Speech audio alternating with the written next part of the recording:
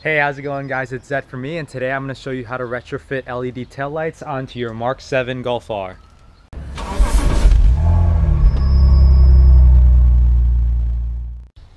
So I know it's been a really long time since I've been able to post a video for you guys, but this one surely is a special one. What I've done here is I've retrofitted the Mark 7 LED taillights, the European style, onto the USA Mark 7 Golf R.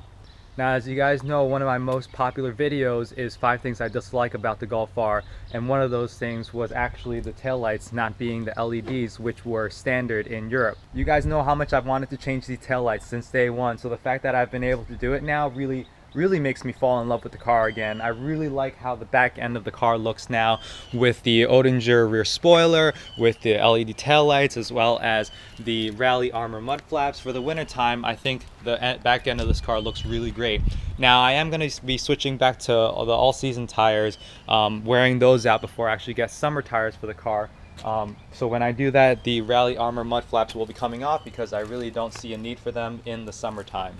So I really want to thank the guys over at Eurotuning for providing me with these taillights. These are, of course, the darker Golf R style taillights that are available in Europe.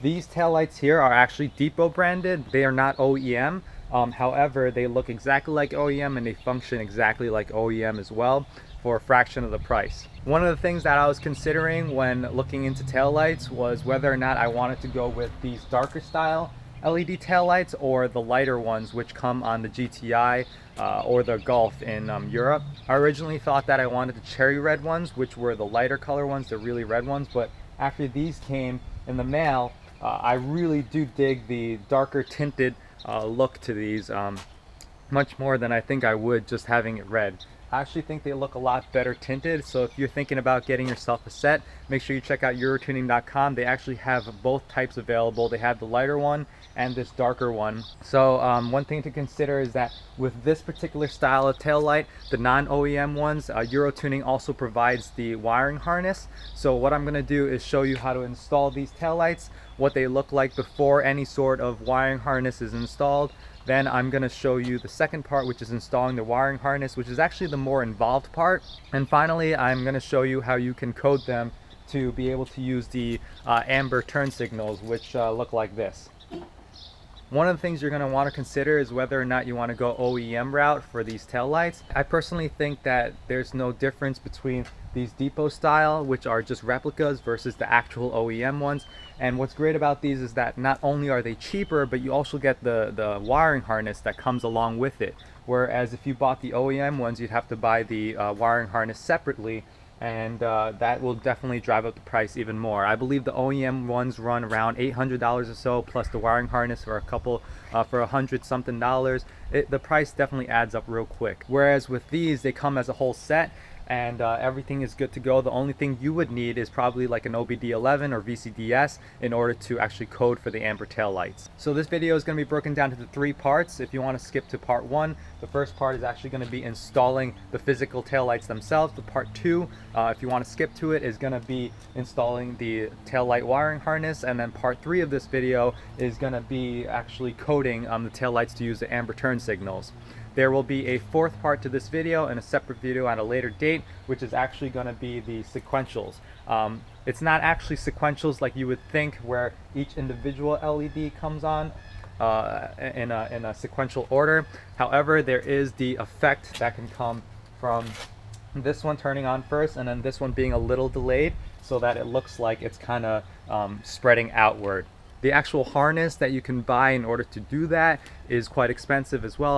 I believe it's about $100 or so. I'm going to show you a way to do it for less than $10. So definitely be on the lookout for that future video. But for now, let's talk about this Golf R and how to install these LED taillights.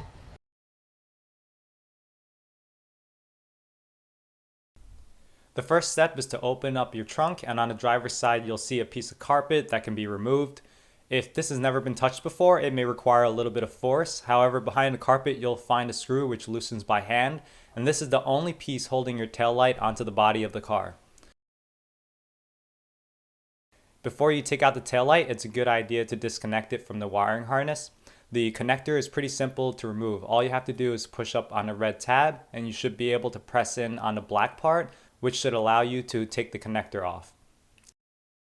In order to remove the outer tail light, just use a plastic pry tool, or you can just grab it with your hands. It shouldn't require too much force, and you'll see that there's actually a tab on the bottom as well as 2 tabs on the side that allow the tail light to clip into place.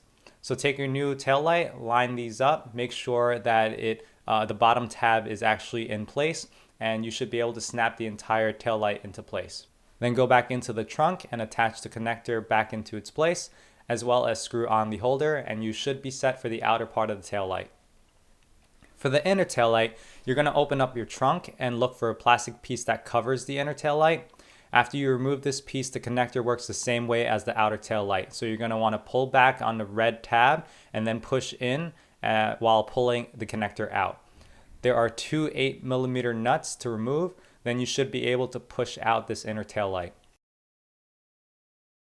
You want to take your new tail light, make sure that you put in the tail light at an angle so that the black side piece actually covers the trunk. After you line it up, it should snap right into place, and you're going to want to put back those 2 8mm nuts, tighten them down, as well as replace the connectors. And of course, remember to push in the red tab in order to lock the connector into place.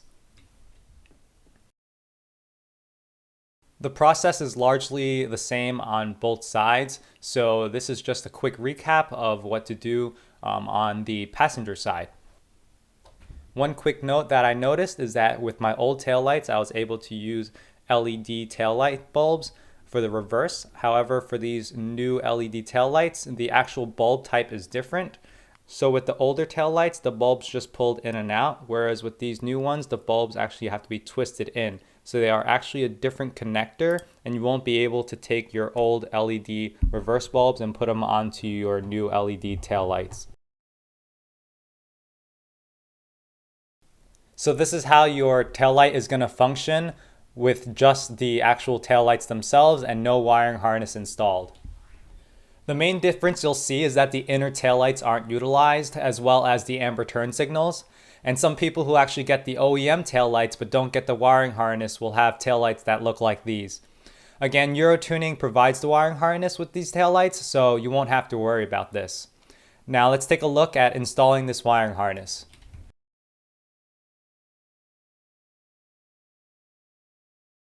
The first thing you're going to do is open up your trunk and remove a bunch of trim pieces. The first piece is the cover for the trunk. Just get that out of your way.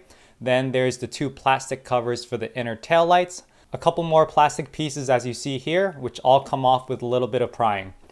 You can see that there are multiple clips on each plastic piece holding it onto the body. Make sure that you don't break these pieces. I didn't have any trouble, but maybe on older cars it will be a problem.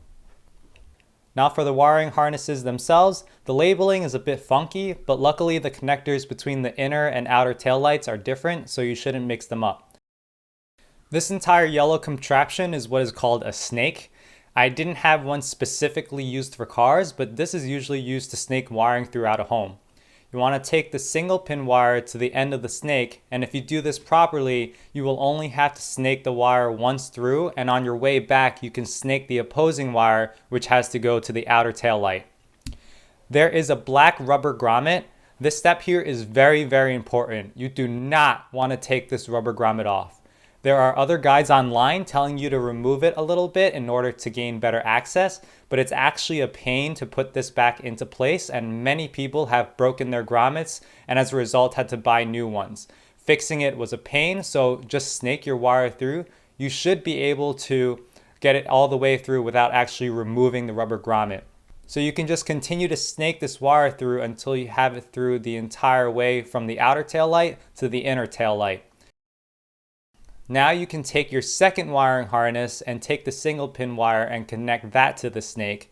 That way, on your way back while you're removing the snake, you'll easily get that opposite wire where it needs to go. Be careful though while pulling back or snaking the wire in. I had one issue where I pulled a little bit too hard and the pin fell off the wiring harness. As a result, I needed to resolder that pin back on. You can open up the connector, plug in the single pin wire which goes into the connector, In order to actually open up the connector, you need to use a very small tool which will allow you to peel back the opening. You just do this on both ends, you plug in the connectors, replace all the rubber trim pieces, and you should be good to go. One thing that helps with the cable management is to get some tape and actually tape down these single wires which run from the outer to inner taillight and vice versa. It helps a lot to tape them down because you don't want it to get in the way of the clips which actually hold the trim pieces onto the body of the car. After everything is all tidy, you're almost done. Now it's time to go code these new taillights so that they work with your newly installed wiring harness.